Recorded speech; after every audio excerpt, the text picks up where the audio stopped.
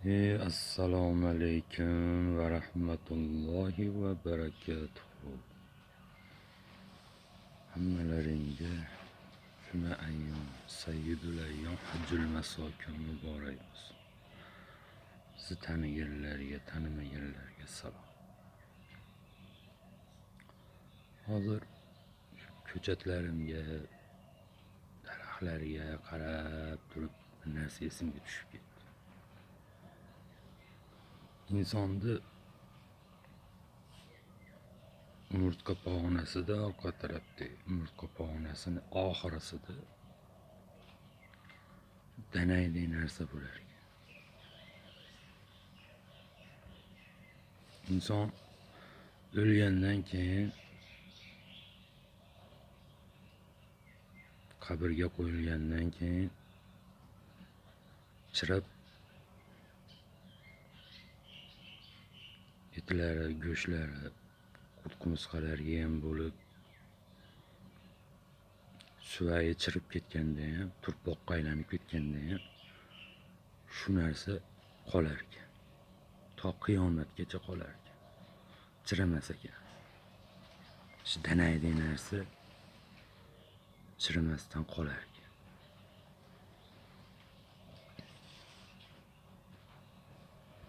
Vaqtiki kelib, qiyomat qoyim bo'lib,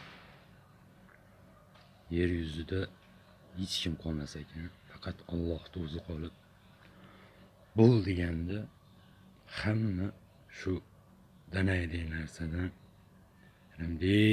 unib, yalang'och holatda Allohga qarab yuzlanib turar ekan. Erkak va ayol shunday qilib turar ekan. Mahsharga. Yoningizda ayol kishi turibdimi? Unga qiyomatda nimasidan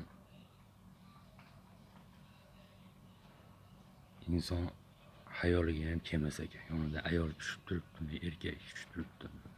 Yalang'och holatda turar ekan. Mana shunday. Allohga yuzlanib turar ekan.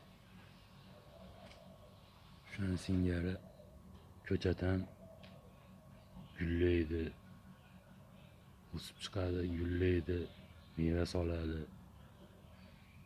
Biz uni yeymiz. Yeganimizdan keyin o'zidan danay qoldiradi.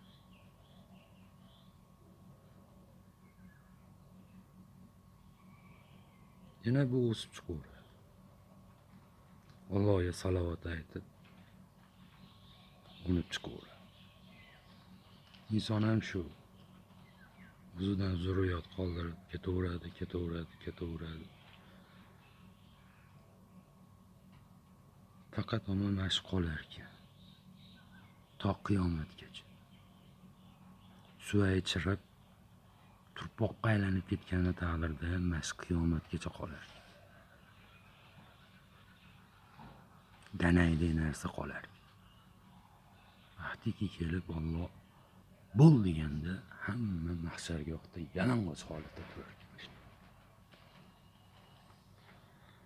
Tanjonlaring sog' bo'lsin, salomat bo'linglar. Shu